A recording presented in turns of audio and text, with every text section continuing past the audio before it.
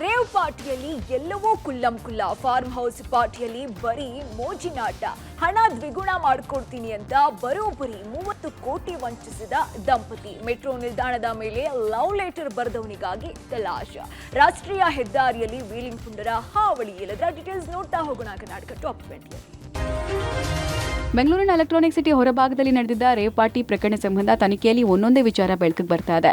2 ದಿನಗಳ ಅಧೂರಿ ರೇವ್ ಪಾರ್ಟಿಯಲ್ಲಿ ಎಲ್ಲವೂ ಕುಲ್ಲಂ ನಡೆದಿದೆ ಅನ್ನೋದು ಸಿಸಿಬಿ ಪೊಲೀಸರ ತನಿಖೆಯಿಂದ ಬಹಿರಂಗಗೊಂಡಿದೆ. ಬರ್ತ್ಡೇ ಹೆಸರಲ್ಲಿ ನಡೆದಿರುವ ಈ ರೇವ್ ಪಾರ್ಟಿಯಲ್ಲಿ ಡ್ರಗ್ಸ್, ಸೆಕ್ಸ್, ಲೋಕಸಭೆ ಹಾಗೂ ಆಂಧ್ರಪ್ರದೇಶದ ವಿಧಾನಸಭೆ ಫಲಿತಾಂಶದ ಬೆಟ್ಟಿಂಗ್ ನಡೆದಿರುವ ಬಗ್ಗೆ ತಿಳಿದು ಬಂದಿದೆ. ಪಾರ್ಟಿಗೆ ಅಂತಾನೆ ಆಂಧ್ರದಿಂದಲೇ ಯುವತಿಯರನ್ನ ಕರೆತಂದಿರುವ ಸಾಧ್ಯತೆ ಬಗ್ಗೆ ಕೂಡ ಸಿಸಿಬಿ ಪರಿಶೀಲನೆ ಮಾಡುತ್ತಿದ್ದಾರೆ. ಪಾರ್ಟಿಯಲ್ಲಿದ್ದ ಬಹುತೇಕ ಯುವತಿಯರಲ್ಲಿ ಬೆರಳೆಣಿಕೆ ಯುವತಿ ಹಾಗೂ ಮಹಿಳೆಯರನ್ನ ಹೊರತುಪಡಿಸಿ ಎಲ್ಲರೂ ಡ್ರಗ್ಸ್ ಸೇವನೆ ಮಾಡಿರುವುದು ದೃಢಪಟ್ಟಿದೆ.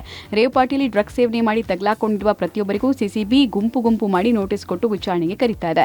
ಈಗಾಗಲೇ ತೆಲುಗಿನ ಖ್ಯಾತ ನಟಿ ಹೇಮಾ ಸೇರಿ ಒಟ್ಟು 6 ಮಂದಿಗೆ ಸಿಸಿಬಿ ನೋಟಿಸ್ ಕೊಟ್ಟಿದೆ. ನಾಳೆ ಬೆಂಗಳೂರಿನ ಚಾಮರಾಜಪೇಟೆಯಲ್ಲಿರುವ ಸಿಸಿಬಿ ಕೇಂದ್ರ ಕಚೇರಿಗೆ ಬಂದು ತನಿಖಾಧಿಕಾರಿ ಮುಂದೆ ಹಾಜರಾಗುವಂತೆ ಸಿಸಿಬಿ ನೋಟಿಸ್ ಕೊಟ್ಟಿದೆ. ಬಂಧಿತ ಆರೋಪಿಗಳ ಪೈಕಿ ಒಟ್ಟು 7 ಅಕೌಂಟ್ನಲ್ಲಿ 1 ಕೋಟಿ ಹಣವನ್ನು ಸಿಸಿಬಿ ಅಧಿಕಾರಿಗಳು ಸೀಸ್ ಮಾಡಿದ್ದಾರೆ. ಕಲಬುರಗಿಯಲ್ಲಿ ಬಹುಕೋಟಿ ವಂಚನೆ ಪ್ರಕರಣ ಬೆಳಕಿಗೆ ಬಂದಿದೆ. ಶೇರ್ ಮಾರ್ಕೆಟ್ ಹೆಸರಲ್ಲಿ ಹಣ ದ್ವಿಗುಣ ಮಾಡೋದಾಗಿ 30 ಕೋಟಿಗೂ ಅಧಿಕ ವಂಚನೆ ಮಾಡಲಾಗಿದೆ. Capital ground growth plus company ನಡೆಸ್ತಾ ಇದ್ದಂತಹ ಉತ್ಕರ್ಷ ಹಾಗೂ ಸಾವಿತ್ರಿ ದಂಪತಿ ಕೋಟ್ಯಾಂತರ ರೂಪಾಯಿ ವಂಚನೆ ಮಾಡಿರುವ ಬಗ್ಗೆ ಆರೋಪ ಮಾಡಲಾಗಿದೆ.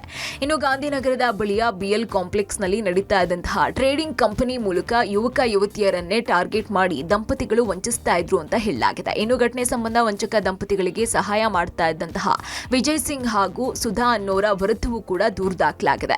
ಇನ್ನು ಬರೋಬ್ಬರಿ 500ಕ್ಕೂ ಅಧಿಕ ಜನರಿಗೆ ವಂಚಿಸಿರುವ ಬಗ್ಗೆ ದೂರುಗಳು ಕೇಳಿ ಬಂದಿತ್ತು. ಒಬ್ಬರಿಂದ 25 ಲಕ್ಷದಿಂದ ಕೋಟಿ ಹಣ ಹೂಡಿಕೆ ಮಾಡಿಸಿಕೊಂಡಿದ್ರು ಅನ್ನೋ ಆರೋಪ ಇದೆ. ಇನ್ನು ದೂರು ದಾಖಲಾಗ್ತಾ ಇದ್ದಂತೆ ಉತ್ಕರ್ಷ ಹಾಗೂ ಸಾವಿತ್ರಿ ದಂಪತಿ ಎಸ್ಕೇಪ್ ಆಗಿತ್ತು. ಪ್ರಕರಣ ಸಂಬಂಧ ಸುಧಾ ಅನ್ನೋರ್ನ ವಶಕ್ಕೆ ಪಡ್ಕೊಂಡು ರೋಚಾ ಠಾಣೆ ಪೊಲೀಸರು ತನಿಖೆಯನ್ನ ನಡೆಸುತ್ತಿದ್ದಾರೆ. ಸುಮಾರು ಪಬ್ಲಿಕ್ ಕಡೆಯಿಂದ ಹಣವನ್ನು ಹಾಕಿಸ್ಕೊಂಡು ಜಾಸ್ತಿ ದುಡ್ಡು ಕೊಡ್ತೀವಿ ಅಂತೇಳಿ ಅವರಿಗೆ ಮೋಸ ಮಾಡಿರೋದ್ರ ಬಗ್ಗೆ ಈಗ ಒಬ್ಬರು ದೂರನ್ನ ಕೊಟ್ಟಿದ್ದಾರೆ. ಸುಮಾರು 30 ಕೋಟಿಯಷ್ಟು ಮೋಸ ಮಾಡಿರ್ಬೋದು ಅಂತೇಳಿ ಅವರು ದೂರನ್ನ ಕೊಟ್ಟಿದ್ದಾರೆ. ನಾವು ದೂರನ್ನ ದಾಖಲು ಮಾಡಿಕೊಂಡು ಈಗ ಅದು ತನಿಖೆಯನ್ನು ಮಾಡ್ತಾ ಇದ್ದೀವಿ. ಕೋಟೆಗಳ ಮೇಲೆ, ರಸ್ತೆಗಳ ಮೇಲೆ ಲವ್ ಪ್ರಪೋಸಲ್ ಬರಹವನ್ನು ನಾವು ನೋಡಿರ್ತೀವಿ. ಆದರೆ ಬೆಂಗಳೂರಿನಲ್ಲಿ ಒಬ್ಬ ಮೆಟ್ರೋ ನಿಲ್ದಾಣದ ಗೋಡೆಯ ಮೇಲೆ ಲವ್ ಪ್ರಪೋಸಲ್ ಬರಹ ಬರೆದಿದ್ದಾನೆ. ಬೆಂಗಳೂರಿನ ಕೆಆರ್ ಮಾರುಕಟ್ಟೆ ಮೆಟ್ರೋ ಸ್ಟೇಷನ್ ಬಳಿ ಪಾಗಲ್ ಪ್ರೇಮಿಯೊಬ್ಬ ಲವ್ ಅಂತ ದೊಡ್ಡ ಅಕ್ಷರದಲ್ಲಿ ಸ್ಪ್ರೇ ಮಾಡಿದ್ದಾನೆ.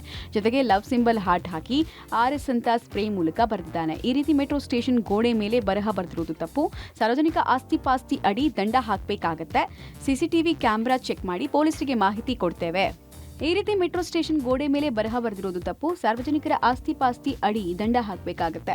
ಸಿಸಿಟಿವಿ ಕ್ಯಾಮೆರಾ ಚೆಕ್ ಮಾಡಿ ಪೊಲೀಸರಿಗೆ ಮಾಹಿತಿ ಕೊಡ್ತೀವಿ. ಈ ರೀತಿ ಮಾಡೋದು ತಪ್ಪು ಅಂತಿದ್ದಾರೆ BMRCL ಆಡಳಿತ ಮಂಡಳಿ. ಈ ಮಧ್ಯೆ ಮೆಟ್ರೋ ಸ್ಟೇಷನ್ ಗೋಡೆ ಮೇಲೆ ಲವ್ ಬರಹ ಬರೆದವನು ಯಾರು ಏನೂ ಗೊತ್ತಾಗಿಲ್ಲ.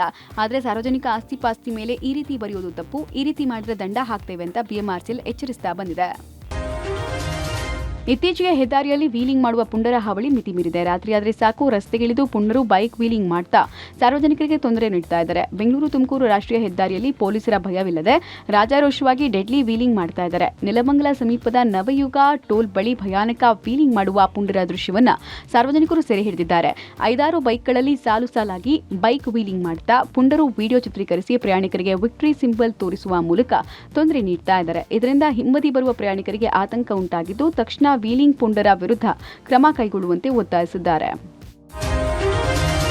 ಪ್ರೀಮಿಯರ್ ಲೀಗ್ 17ನೇ ಆವೃತ್ತಿಗೆ ಇವತ್ತು ತೆರೆ ಬೀಳಲಿದೆ. ಟೂರ್ನಿಯ ಫೈನಲ್ ಪಂದ್ಯದಲ್ಲಿ ಕೋಲ್ಕತ್ತಾ ನೈಟ್ ರೈಡರ್ಸ್ ಮತ್ತು ಸನ್ರೈಸರ್ಸ್ ಹೈದರಾಬಾದ್ ತಂಡಗಳು ಪ್ರಶಸ್ತಿಗಾಗಿ ಕಾದಾಟ ನಡೆಸಲಿವೆ. KKR ಮತ್ತು ಹೈದರಾಬಾದ್ IPL ಫೈನಲ್ನಲ್ಲಿ ಪರಸ್ಪರ ಎದುರಾಗ್ತಾ ಇರುವುದು ಇದೇ ಫಸ್ಟ್ ಟೈಮ್. ವಿಶ್ವದಲ್ಲೇ ಅತ್ಯಂತ ಶ್ರೀಮಂತ T20 ಲೀಗ್ ಆಗಿರುವಂತಹ IPL ವಿಜೇತ ತಂಡಕ್ಕೆ ಬಹುಮಾನ ಮೊತ್ತವಾಗಿ 20 ಕೋಟಿ ರೂಪಾಯಿ ಸಿಗುತ್ತೆ. ಹಾಗೆಯೇ ರನ್ನರ್ ಅಪ್ ತಂಡಕ್ಕೆ 15 ಕೋಟಿ ರು ಸಿಗುತ್ತೆ. 3ನೇ ಸ್ಥಾನಿಯಾದಂತಹ ರಾಜಸ್ಥಾನ್ಗೆ 7 ಕೋಟಿ ಮತ್ತು 4ನೇ ಸ್ಥಾನಿ RCBಗೆ 6.5 ಕೋಟಿ ಸಿಗುತ್ತೆ. ಒಟ್ಟು ಬಹುಮಾನ ಮೊತ್ತ 46.5 ಕೋಟಿ ರೂಪಾಯಿ ಆಗಿದೆ. ಇನ್ನು ಸ್ವಾರಸ್ಯ ಅಂದ್ರೆ IPL ವಿಜೇತರಿಗಿಂತ ಅಧಿಕ ಮೊತ್ತ ಈ ಬಾರಿ ಆಸ್ಟ್ರೇಲಿಯಾದ ಆಟಗಾರರಾದಂತಹ ಪ್ಯಾಟ್ ಕಮಿನ್ಸ್ ಮತ್ತು ಮಿಚೆಲ್ ಸ್ಟಾರ್ಕ್ಗೆ ಸಿಕ್ಕಿದೆ. ಇನ್ನು ಪ್ಯಾಟ್ ಕಮಿನ್ಸ್ ಅವರನ್ನ ಹೈದರಾಬಾದ್ 20.5 ಕೋಟಿ ರುಗೆ ಖರೀದಿಸಿತ್ತು. ಆತ KKR ಮಿಚೆಲ್ ಸ್ಟಾರ್ಕ್ ರನ್ನ ಬರೋಬ್ಬರಿ 24.75 ಕೋಟಿ ರೂಪಾಯಿ ನೀಡಿ ತನ್ನ ತಂಡಕ್ಕೆ ಸೇರಿಸಿಕೊಂಡಿತ್ತು. ಇನ್ನು ಚೆನ್ನೈನ ಚಿದಂಬರಂ ಸ್ಟೇಡಿಯಂನಲ್ಲಿ ಫೈನಲ್ ಪಂದ್ಯ ನಡೆಯಲಿದ್ದು